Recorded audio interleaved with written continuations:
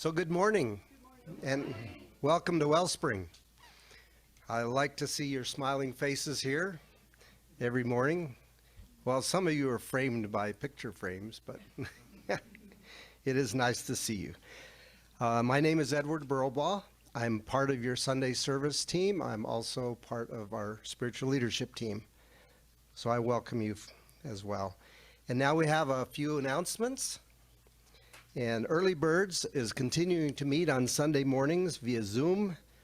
The link is in our weekly email and on our website. Anyone is welcome to join. We're currently doing a book on your soul's plan. Our upcoming speakers, the next 2 Sundays I'll be speaking, and then we have Reverend Bram Watkins on the last Sunday in August. Judy has updated our directories, and they are in the social hall on the table, so if you need an updated directory, feel free to pick one up. This Wednesday is our Board of Trustees meeting. It meets at 6:30. Everyone is welcome to attend. It will be on Zoom, as we have some members of our board that are out of town, and so just get a hold of me or any of the other board members if you'd like to join in the board meeting, and we will get you the link so you can get on as part of our community guests. There's nothing secret going on in the board meeting that you can't see or hear. As you know, in June and July, we did social events about the middle of the month, and this month in August, we are doing an afternoon in the theater, which is on Sunday the 14th, and it's at 2 p.m. It's, yes, it is important to know that the actors will be using body mics so that the sound will be amplified and you'll be able to hear better. The theater, or the movie is, whatever it is, the play, we'll get it here, is Nonsense, and some of you have heard about it, but the important takeaway from this is that Barry is the accompanist, and Miss Judy is Mother Superior. So that's, and she's not here today because they have a afternoon matinee, and she's getting ready for that. As you should be. Yeah, okay. Well, you already had opening night, so you shouldn't have any qualms. Yes, we know you'll do great, and she'll do great as well. The Thursday evening series with Greg Braden is continuing. We have been doing the 7 Essene mirrors, and we're on the last mirror, and then we'll bring it on home with a couple of weeks of other Greg Braden stuff. Again, it's on Zoom and in person in the social hall. It starts at 7 p.m. And if you need the Zoom link, you can talk to me or Cleona, who's in our tech booth today. The New Thought Ladies Luncheon and Potluck will be Thursday, August 25th, and that's at CSL. It starts at 11:30, and both Brenda and Shirley, I think, have been going to that, and you can talk to them about more details if you wish. And lastly, you know we are a community of prayer, and our prayer team stands ready to serve you each week. We meet the community churches of the New Thought churches in Las Cruces. Members meet on Tuesday afternoons at 4:15, and we pray over the list of folks who've put their name on the list, and we also include those who may have forgotten to put their name on the list. But we do know that prayer is an energetic process, and the energy of prayer knows no limits and does extend out through the Zoom meeting and out to everybody who's in need of prayer.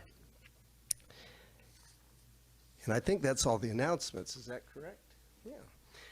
So now we have our invocation, and I just want each of you to take a moment to relax and maybe take a deep breath, close your eyes if that makes sense. And we just acknowledge and affirm that Spirit, God, the universe plus is all there is. And this is in this room, filling this room, energizing this room, energizing all participants of today's service. We know that as we accept this energy, we accept this magnificence, it is a reflection of the magnificence that we are. And we give great thanks for that, because we know that we carry this with us no matter where we are. And so it is. Now we have our vision, mission, and affirmation. And on the sheet of paper is also written, as well as up here. So we start with our vision, which is to elevate spiritual consciousness in our world.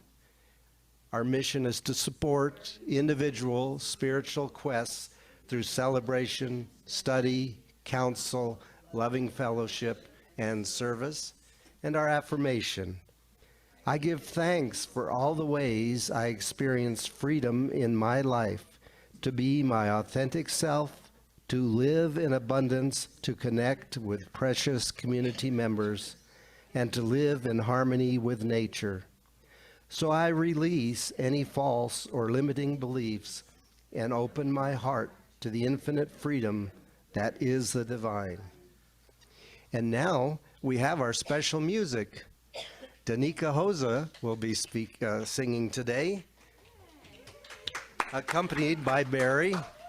So let's welcome her again while she's getting up here. We're not trying to make you nervous. We know you'll do great. All right.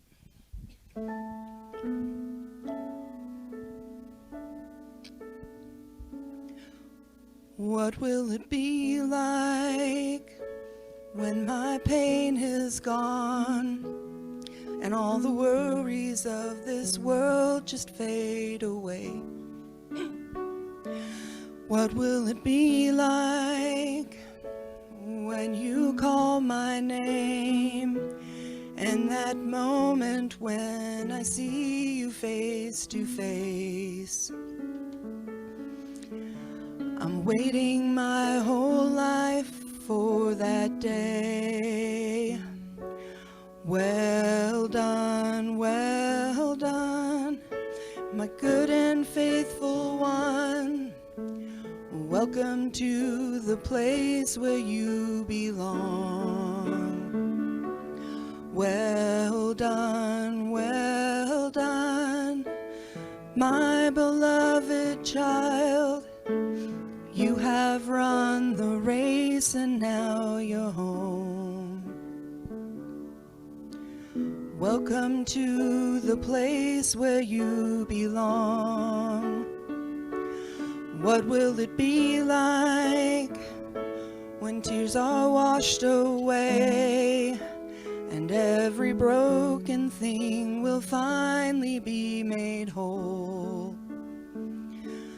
What will it be like when I come into your glory, standing in the presence of a love so beautiful?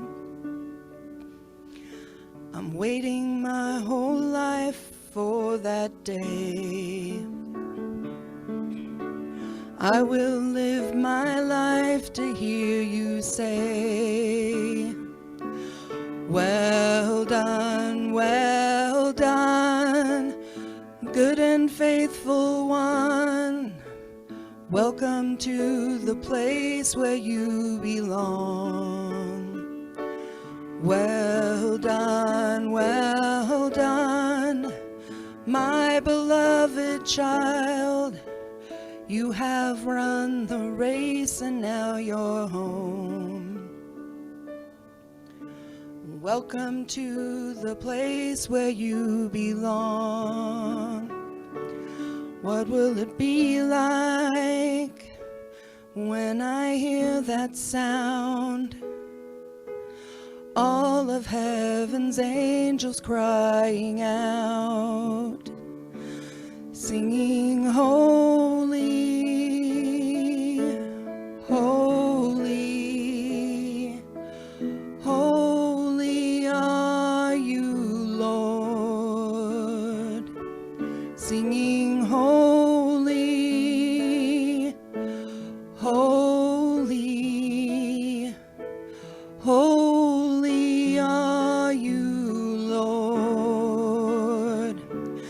singing holy, holy, holy are you, Lord. One whole life for that day. Until then, I'll live to hear you say, well done,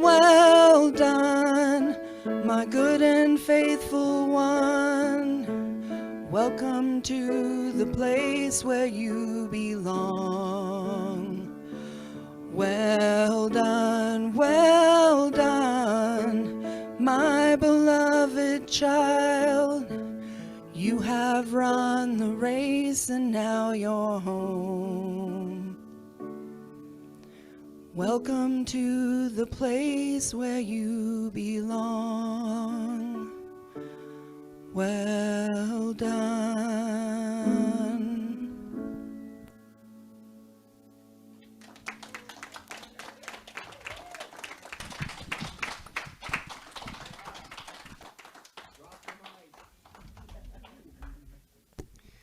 Oh, thank you, Danika.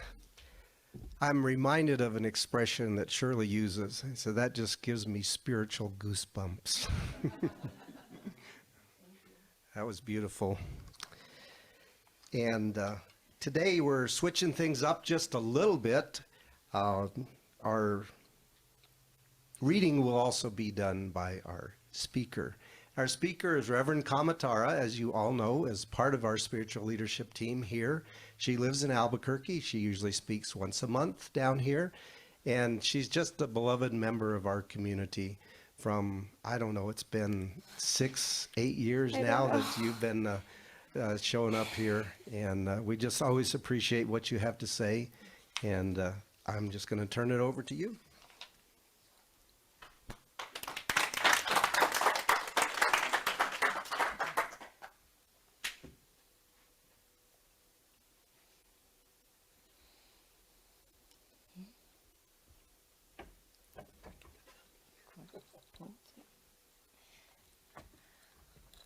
All right, we're getting ourselves settled. Thank you for that gorgeous song.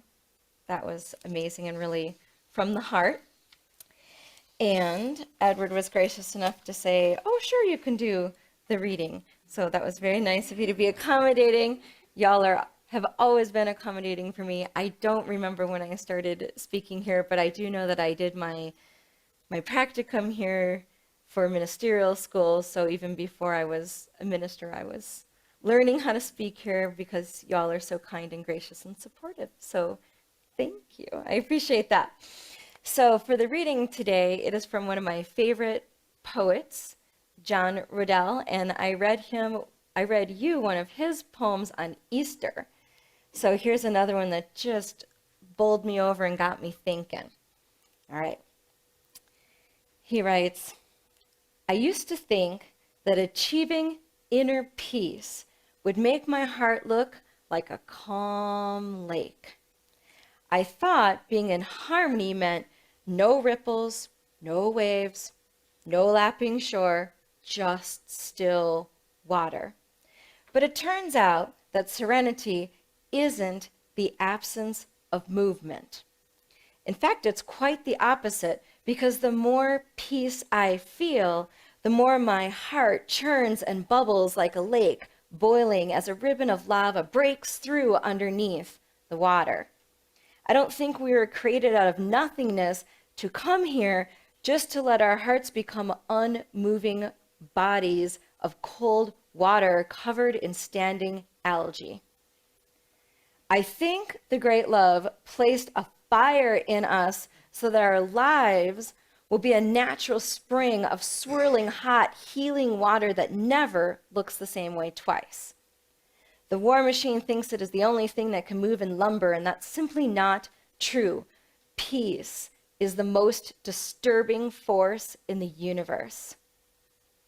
Peace is the tide that washes away the ancient seaweed of division that builds up on our shores. Peace is anything but still.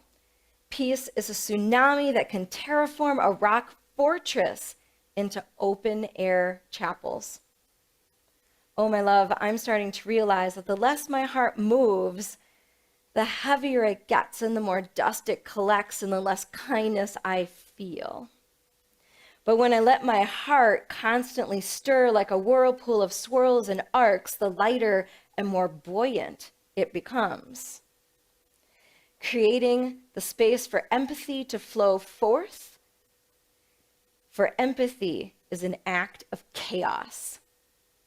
It takes the narcissistic scripts we have been given and rewrites them into a handwritten gospel of understanding. Peacefulness is anything but still. It is pure motion. Peace is the ripple that starts in the center of my heart and rushes out through the faucets of my eyes and my hands and my tongue out into the world. We aren't here to be stagnant. We're here to make a splash.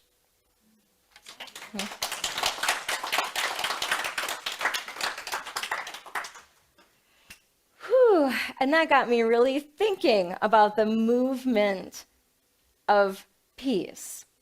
So I'd like to start with a curious question for you just to explore that idea some more.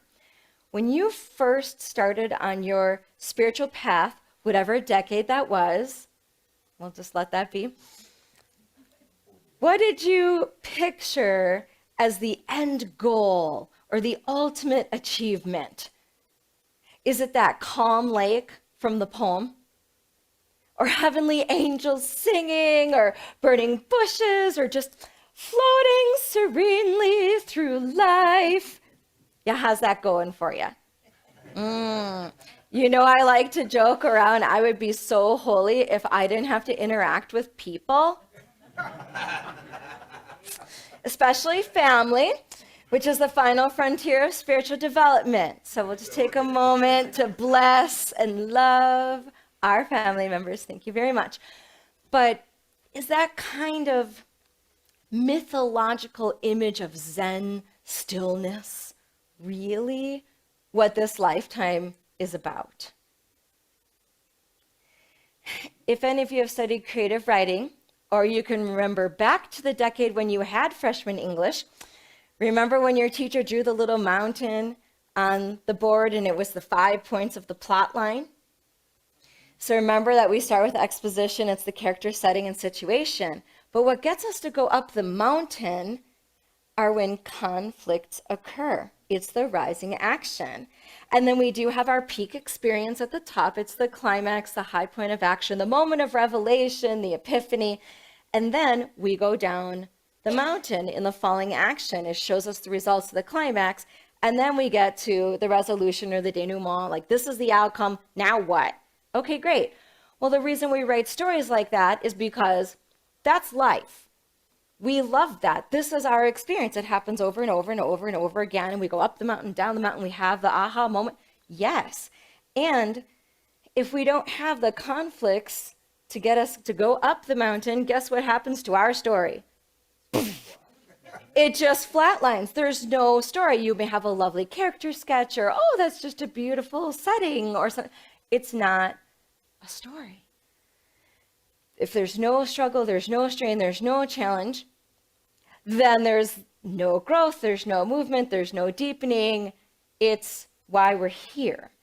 And you may know the old saying, although it is New Mexico, so giving a water example is strange, but you know, when you're sailing, I'm just gonna go for it. On the desert sand. That's right. They say you can't learn to sail without leaving the shore and facing the storms. And no matter how you slice it, we're gonna face storms. Life is messy.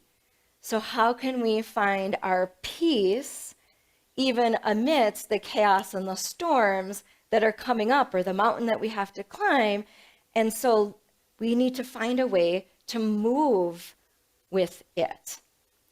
And I'd like to go a little further into that analogy of the storm and really think of a few steps of how could we learn to move with peace.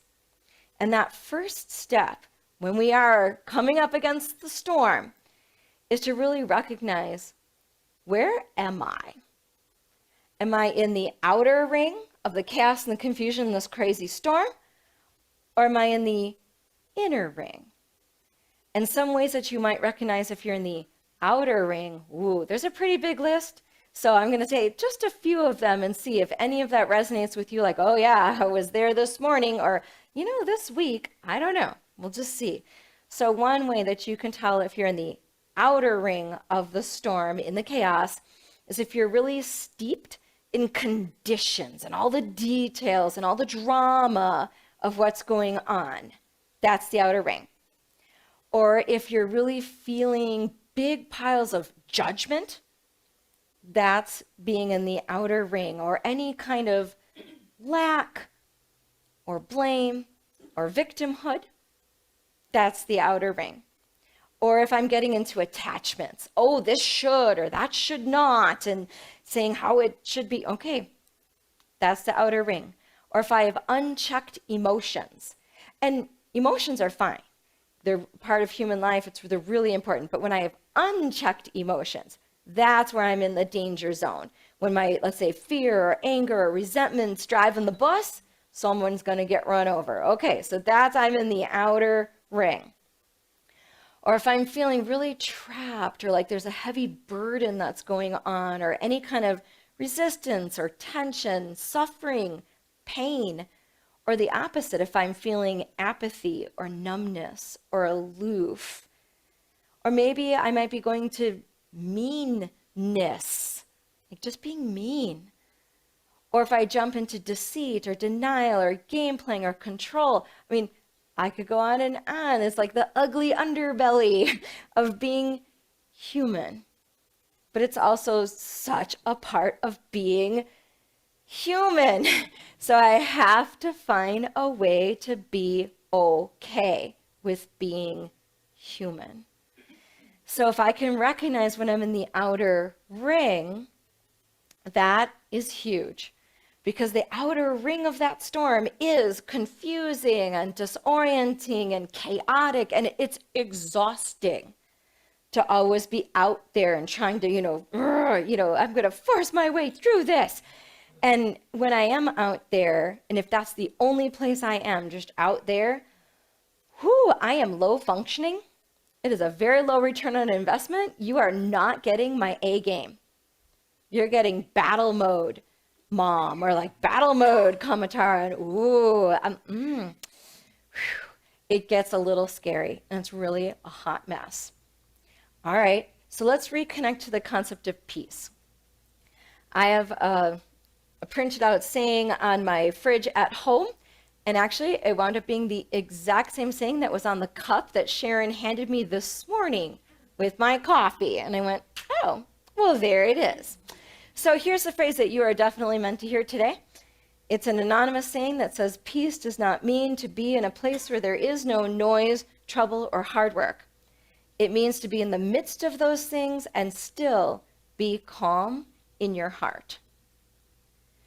So how do we get to that place? Well, obviously, we shift to the center of the storm. It's the eye of the storm. And instead of eyeball I, let's make it a capital I for the I am. That when we are shifting to the divine self, or the I am, that is our inner sanctum. That's where I can plug back into my power source, and I can have a little perspective and see what's truly going on here and not get all caught up in it. So it's a place where I can stay grounded in who and what I am. I can get back into my divine alignment. And this is where I can maintain my integrity regardless of anyone who's around me. In fact, I use that as an affirmation when I had some really gnarly jobs. I maintain my integrity regardless of those around me. That's hard to do. Whoo, boy, right? That's the work. So if we can step into our integrity, remember the root word of integrity is teg, which means wholeness, just like the word integer means whole number. So when I am in my wholeness, I know who and what I am, and then nothing out there can take away anything from me. Nothing out there makes me less. Nothing out there is against me. Nothing is less than. It just is. And from this place, I can perceive and respond. And that typically is much more effective than if I'm in the outer ring just flailing around like a crazy chicken with my head cut off. Like, okay, much better place to perceive and respond. So we're going to play a little metaphysical game now called Who Said It? I'm going to throw out some phrases from famous masters or spiritual teachers in the New Thought world that really will help us to think about how do we perceive and respond. All right, so if you know who said it, just shout it out. So the first suggestion for us is to be here now. Oh, not Ernest Holmes. Ram Dass. Good job, good job. And of course, if we're fully present with what is, then we can do my other favorite quote from Ram Dass, which is to learn how to reverence the horrible beauty that is life. Yeah, to be fully present. Be here now. All right, here's another quote. Maybe you'll catch it. To just fall behind it. You have to pull out your untethered soul. Yeah, Mickey Singer tells us to just fall behind it. Take a moment to discern. Make the space for grace to do its job. All right, here's another phrase that I heard just this morning at Early Birds. Don't take it personally. Thank you, Don Miguel Ruiz, the 4 agreements, right? Because there's a 99% chance that whatever is coming at me is not about me. It's the other person, bless them, whatever they're going through, and their perception and what's happening. And here's a final little quote for you. Everything is either love or a call for love. Thank you. I knew Edwin was going to get that. He's our resident expert on A Course in Miracles. So yes, that whatever is happening, whatever it is, it's either love or a call for love. So could I show up as love in this moment, whatever it is? So this is a way to perceive and respond. So that way I can interact with the world from my sacred center to get into that movement of peace. Because the inner sanctum is where I can consciously choose. I can respond from my consciousness, not my conditioning.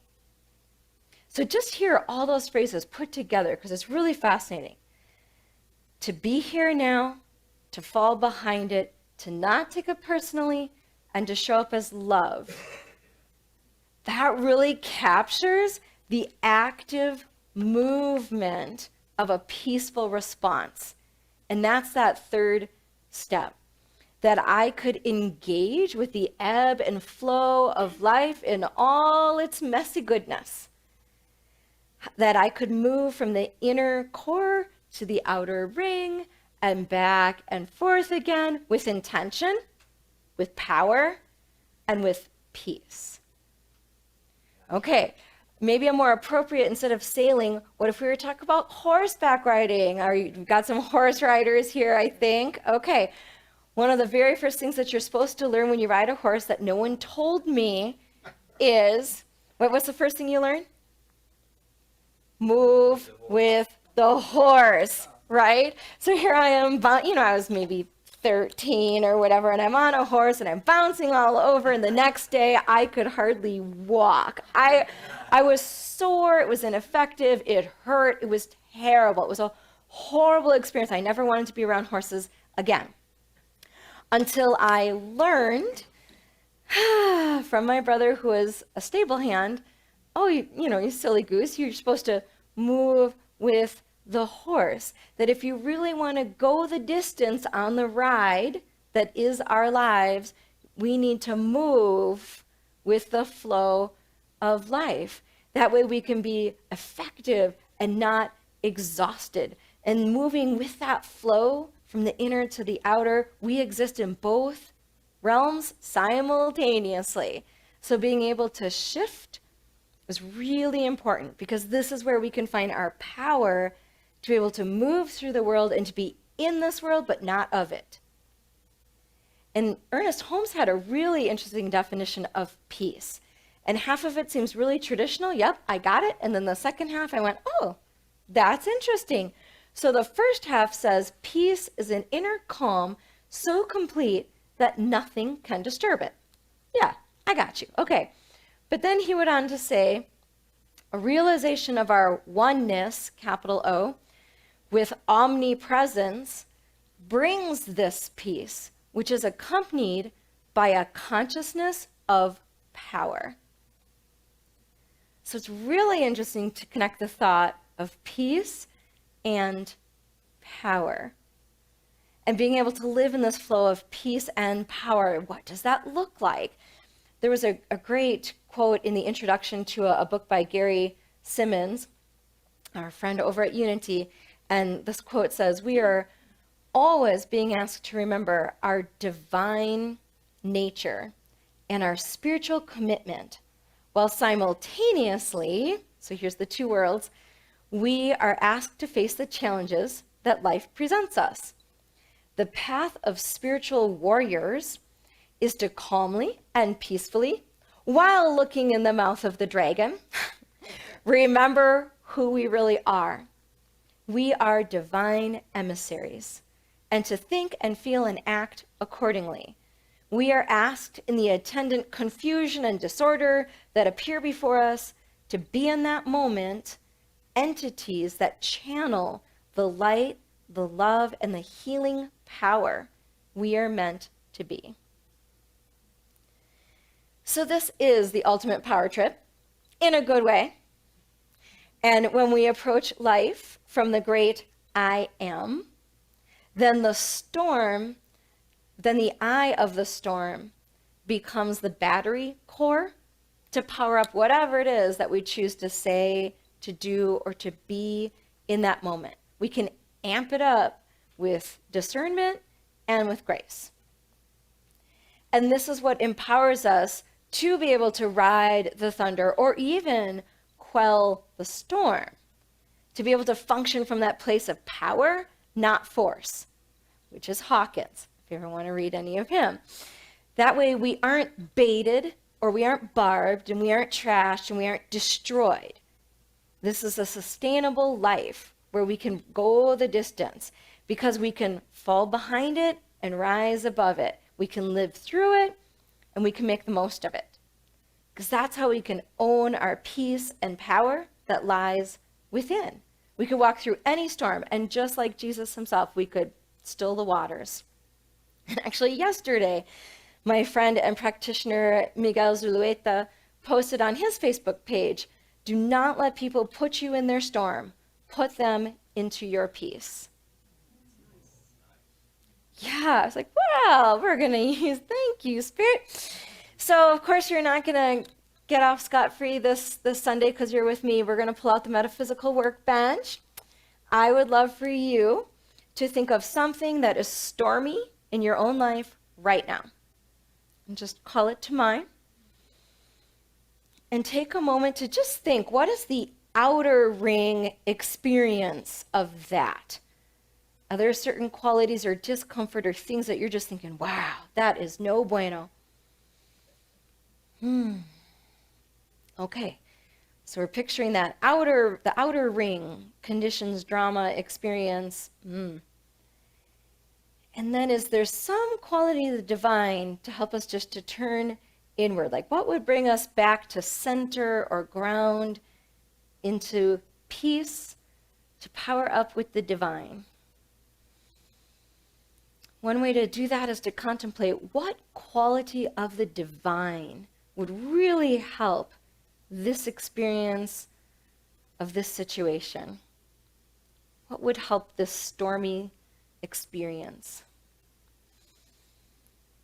And is there any way that you could be that divine emissary to be able to move from in and out, from your center to your outer ring and back again safely, effectively, in your peace and in your power? What quality of the divine would help you to do that?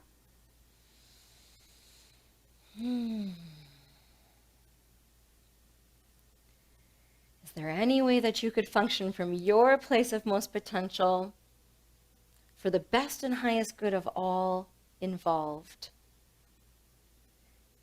And could you even imagine how this movement of you bringing these divine qualities into the stormy situation might even dissipate the storm?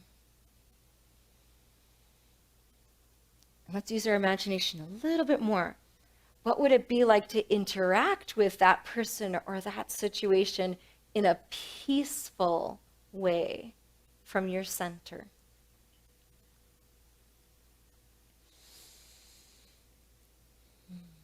And the ultimate challenge, might you try that for real this week, not just on the metaphysical workbench? Ooh, well, we'll see. We'll see. It could happen. So we're going to take a moment here to review our steps to be able to experience the movement of peace. Recognize, align, flow. That's pretty much it in a nutshell. Recognize where I am. Am I in the outer ring? Am I in the inner ring? What's going on here? And then I align. I plug into the core. I remember myself, capital S, self, so that way I can discern the qualities of the divine that I could bring forth into the storm at this moment. And then I consciously, with intention, enter into the movement of peace with principle and power. I think this is the end game, the ultimate achievement in my mind of being on the spiritual journey that we're on. I think that's what it looks like, to be able to move with the ebb and flow of life, with the chaos and the stillness, and to still stay connected to our truth. So I hope this week you enjoy the storm. All right.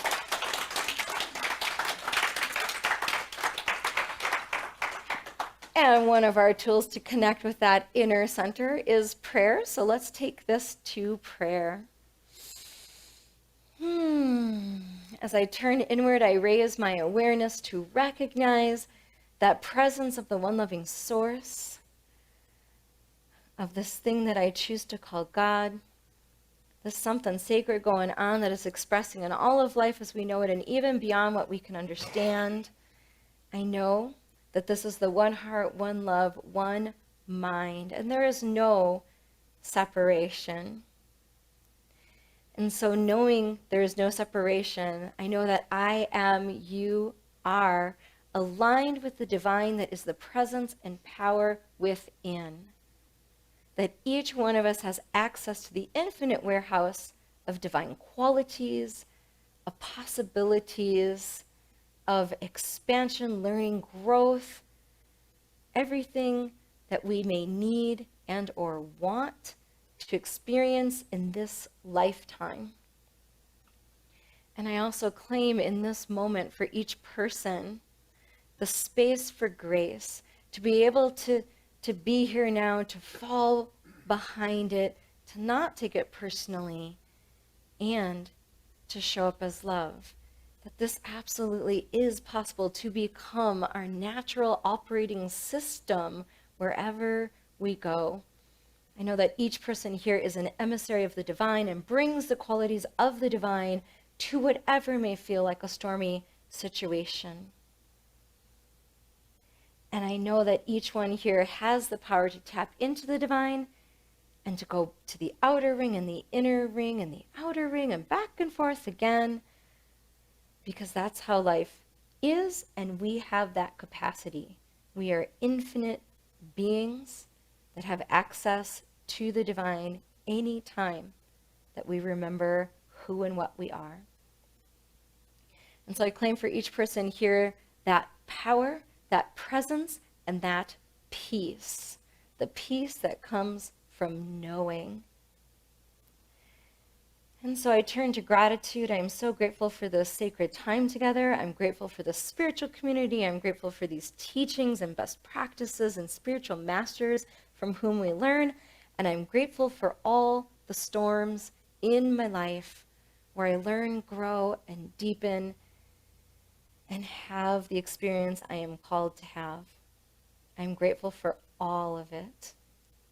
And so knowing that even amidst the storm, all is well. I know that I am divinely guided and blessed. And I'll let it go and let it be exactly what it needs to be. And so it is. Amen.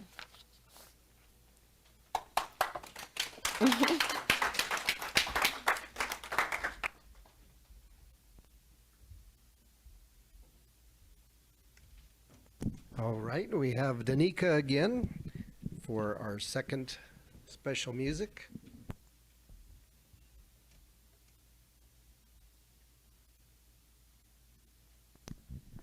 Thank you, Edward, and thank you, Reverend Kamatara. This weekend, I was asked to choose the music, and both of these songs, they just kind of jumped out at me. And my two best friends, people that I refer to as sister and brother, both of whom were in my wedding, have in the past year lost their spouses. I know that both of them were greeted by their spirit, their God, their gods, and told, well done. And I know that they will be waiting for their loved ones to wish them well and tell them well done in life. So this next song is about the struggle that life throws at us, the turmoil, and to remember that there's a spirit, there are gods, there are friends and family to help us through all of that.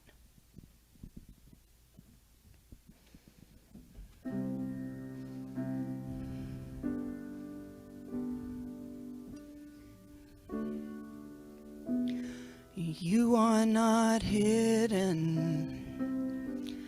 There's never been a moment you were forgotten. You are not hopeless. Though you have been broken, your innocence stolen, I hear you whisper underneath your breath. I hear your SOS, your SOS. I will send out an army to find you in the middle of the darkest night. It's true, I will rescue you. There is no distance that cannot be covered over and over. You are not defenseless. I'll be your shelter, I'll be your armor. I hear you whisper underneath your breath.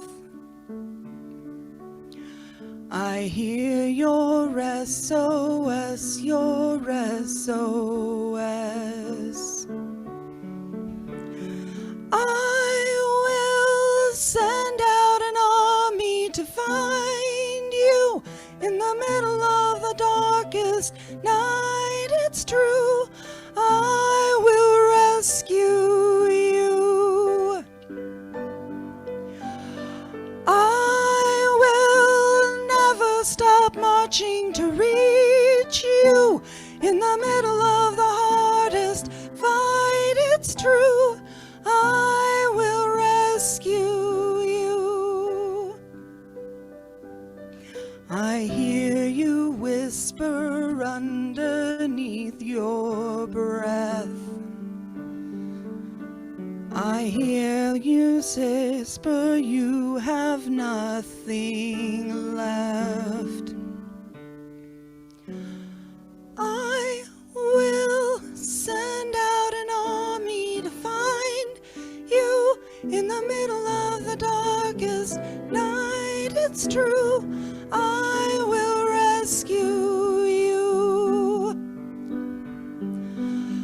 I will never stop marching to reach you in the middle of the hardest fight. It's true, I will rescue you.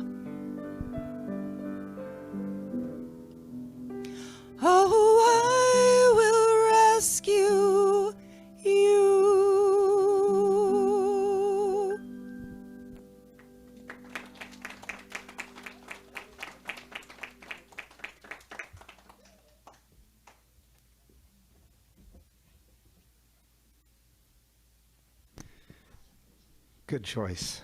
Good choice. Thank you. Thank you so much. All right. I forget where we are in the service. As you know, since COVID, we started having the basket in the back rather than bringing it up here and handing it out or passing it and so forth and so on. And also we have folks who are on Zoom and not in the sanctuary who are continuing to contribute via our website and or mailing in their checks or using PayPal. So we are grateful for that. We also hold that these gifts are blessed as they are given because we know that this is all part of the one flow, and this blessing and this flow flows through us and to our friends and our family and the rest of the community. And as you know, we are a tithing community, and 10% of everything we receive is tithed to the local charities. And we give thanks for that because in that sense, everything that we receive is multiplied throughout our community. So we thank you also for joining us today in person and on Zoom. Howdy, folks on Zoom. We know that Spirit knows no boundaries, and you are here as part of this group today, even if you were online and on Zoom. And also, I want to especially thank our technical folks today who have put on this meeting and gotten us on Zoom and recorded it so that it can go up on our website, and we're grateful for that as well. Lastly, stay around in the Zoom if you want to meet with one another and chat a little bit, but the rest of us are welcome to go over to the social hall and have some cookies and coffee and who knows, chips and salsa and what have you, and a little bit of more fellowship than maybe you got before service. So now, please stand if you are able and read with me the benediction, and this is then followed by our congregational song. Spirit in the midst of us is mighty. Joy, peace, and eternal life are our true nature and flow through us into the world. And so it is.